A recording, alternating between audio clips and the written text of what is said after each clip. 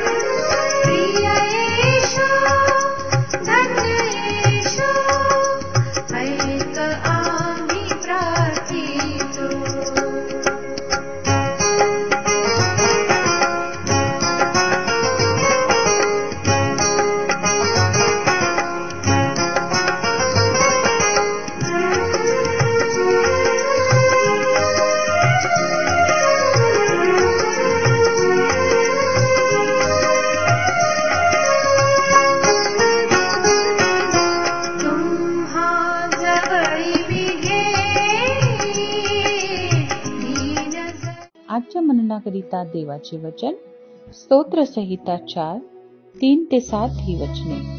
स्तोत्रसंहिता 4, 3-7 ही वचने. तरी हे ध्यानात ठेवा की परमेश्वराने आपणासाठी भक्तिमान मनुष्य निवडून काढिला आहे. मी परमेश्वराचा धावा करीन तेव्हा तो माझे ऐकेल. त्याची भीती बाळगा, पाप करू नका. अंथरुणात पडल्या पडल्या आपल्या मनाशी विचार करा, स्तब्ध रहा. नीतिमत्वपूर्वक यज्ञ करा, परमेश्वरावर भाव ठेवा. आमचे कल्याण कोण करील असे म्हणणारे पुष्कळ आहेत. ही परमेश्वरा, तू आपले मुख तेज आम्हावर पाड. धान्याची व द्राक्षरसाची समृद्धी झाली म्हणजे लोकांस जो आनंद होतो त्यापेक्षा अधिक आनंद तू माझ्या मनात उत्पन्न केला आहे. प्रभू परमेश्वर या वचनांद्वारे आपला आजचा दिवस आशीर्वादित करो. सर्वांना सलाम. माझ्या प्रियांनो, आज सकाळी आपण स्तोत्रसंहिता अध्याय 4 वचने 3-8 पर्यंत आपण या ठिकाणात वाचन केलेलं आहे. आणि या वचनामध्ये आम्ही पाहतो माझ्या प्रियांनो, देवाचा भक्त दावीद परमेश्वरावर विश्वास ठेवणाऱ्या लोकांसाठी आशीर्वादाचे वचन या ठिकाणात तो आम्हाला सांगत आहे. तो सांगत आहे 3ऱ्या वचनामध्ये की आम्ही जाणून घ्यायला पाहिजे की जे लोक परमेश्वरावर विश्वास करतात, जे लोक परमेश्वराचे भक्त आहेत, निश्चित प्रभू परमेश्वर त्यांना आशीर्वादित केल्याशिवाय राहणार नाही. माझ्या प्रियांनो, देवाचा भक्त सांगत आहे की आम्ही देवाच्या मार्गाने आम्ही चालायला पाहिजे. त्याची प्रार्थना सकाळ संध्याकाळ आम्ही करायला पाहिजे. त्याच्या वचनाला आम्ही वेळ द्यायला पाहिजे. तो आम्हाला 5व्या वचनामध्ये सांगत आहे की आम्ही आमच्या जीवनाच्या द्वारे धार्मिकतेचे बलिदान आम्ही देवाला चढवायला पाहिजे. मग आता धार्मिकतेचे बलिदान म्हणजेच विश्वासयोग्यतेचे बलिदान, म्हणजेच देवाला आवडणारं बलिदान, देवाला पसंतीस उतरणारं बलिदान, जो आमच्या जीवनाच्या द्वारे आम्ही देवाला चढवायला पाहिजे. आणि जेव्हा आम्ही हा बलिदान चढवतो, तुम्हाला सांगू द्या, या ठिकाणात देवाचे वचन आम्हाला सांगत आहे की या बलिदानाच्या द्वारे देव आम्हाला आशीर्वादित करतो. वचन सांगत आहे की आम्ही देवावर भरोसा ठेवायला पाहिजे, देवाच्या वचनावर आम्ही भरोसा ठेवायला पाहिजे, कारण तो त्याचा प्रकाश आमच्यावर चमकवितो. तो आमचं हृदय जो आहे तो आनंदाने भरतो. आणि माझ्या प्रियांनो, तुम्हाला सांगू द्या की आमच्या सर्व प्रकारच्या गरजा तो ख्रिस्त येशूच्या नावात पूर्ण करतो. आणि म्हणून आमच्या जीवनाच्या द्वारे या दिवसामध्ये आम्ही, माझ्या प्रियांनो, धार्मिकतेचं बलिदान चढवायला पाहिजे. माझ्या प्रियांनो, या दिवसामध्ये आमचा संपूर्ण भार, भरोसा आणि विश्वास त्या परमेश्वरावर असायला पाहिजे, ज्या परमेश्वरावर तुम्ही आणि मी विश्वास ठेवलेला आहे.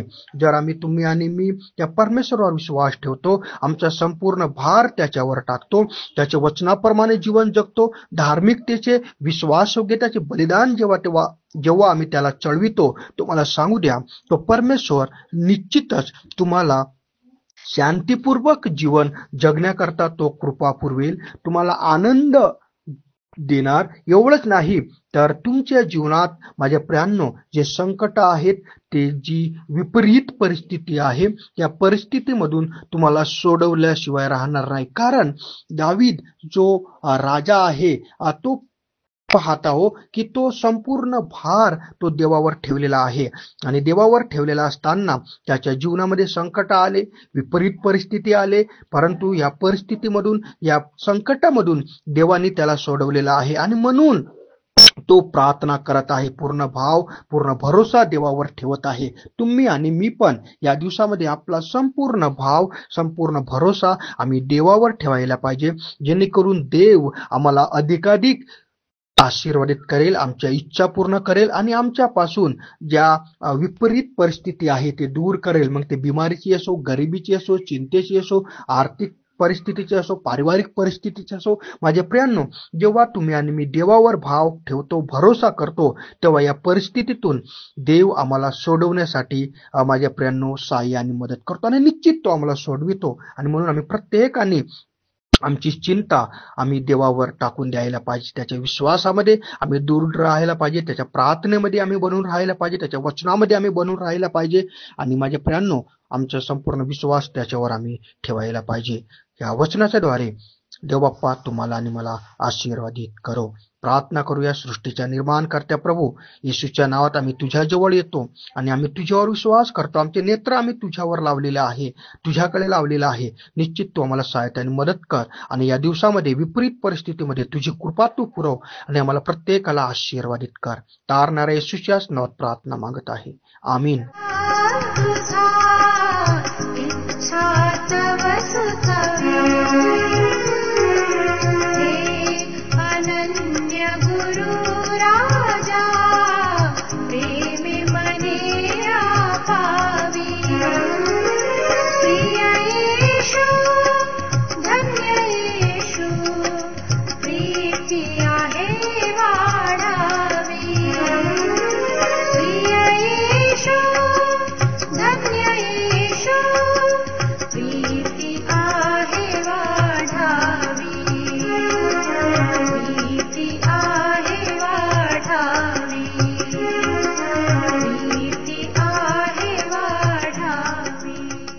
माझ्या दुःखात माझे सांत्वन हे आहे की तुझे वचन मला नवजीवन देते.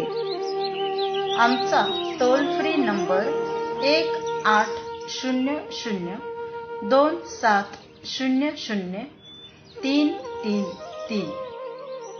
आम्ही आपणासाठी या नंबरवर प्रार्थना करण्यास उपलब्ध आहोत. धन्यवाद.